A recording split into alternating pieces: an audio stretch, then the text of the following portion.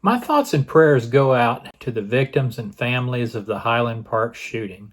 What a senseless act. Information has been uncovered that shows Highland Park shooter Bobby Crimo is tied to Antifa, Democratic Socialists, and the occult.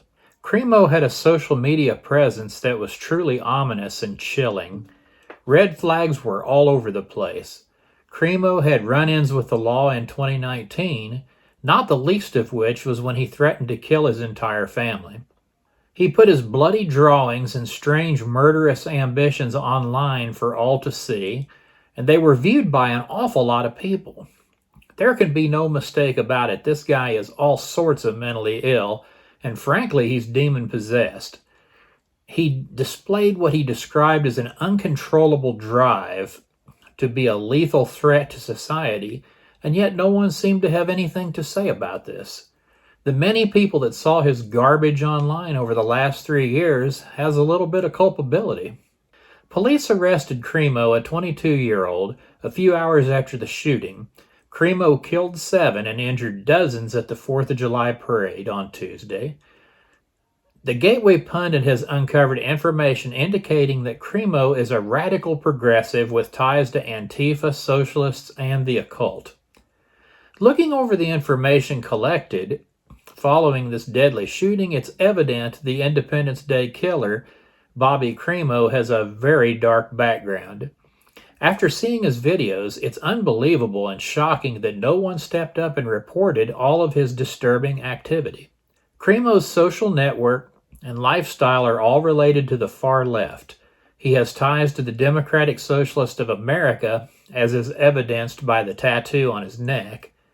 This is the largest and fastest growing socialist organization in the United States. Evidence would suggest that Crimo is not a Trump supporter, although a lot of leftist outlets tried to make this claim. He makes fun of Trump and his followers in his social media posts. Crimo did attend a Trump rally, and he dressed up in a Where's Waldo outfit. This appears to have been a trolling effort against Trump and his supporters. His social media posts lead a reasonable person to see that he would like to kill Trump. Crimo dressed up as a woman to blend into the crowd that he would open fire on before leaving the scene, and he was caught by the police a few hours later. As one might expect, within hours the political games would begin. Eric Swalwell, famous for consorting with Chinese spy Fang Fang, launched a Twitter attack on Boebert, who is a strong Second Amendment proponent and a great American patriot. He, of course, blamed her for the attack. What a moron. Boebert then slammed Swalwell, who is a national embarrassment, for posting a tweet linking her to the gunman at the shooting.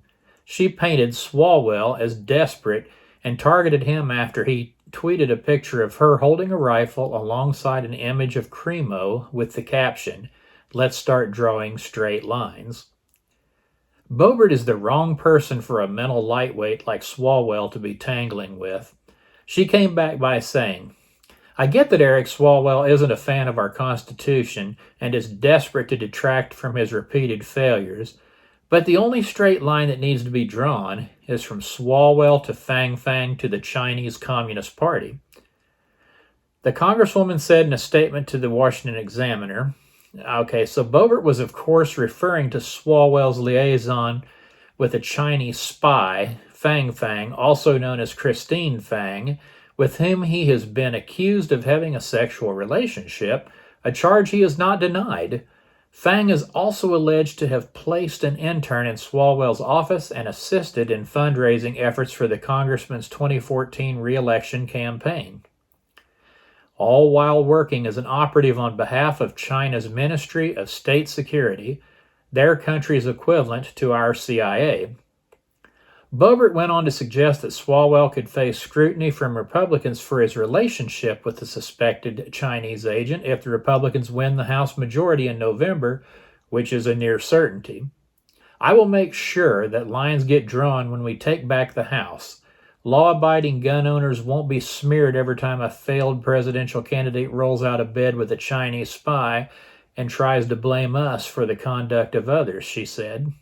Boebert later posted a separate tweet responding to Swalwell, linking the congressman with Fang and Chinese President Xi Jinping. Swalwell defended his criticism of Boebert and her pro-killer colleagues in a statement to the Washington Examiner. We're a country of unrestricted weaponry where the most dangerous people have access to the most dangerous weapons. No elected leader in America fetishes a dangerous person's access to military-style weapons more than Representative Boebert, he said. We're not going to stop calling her and her pro-killer colleagues out.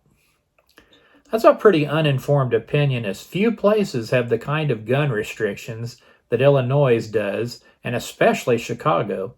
Yet Chicago is the murder capital of the country.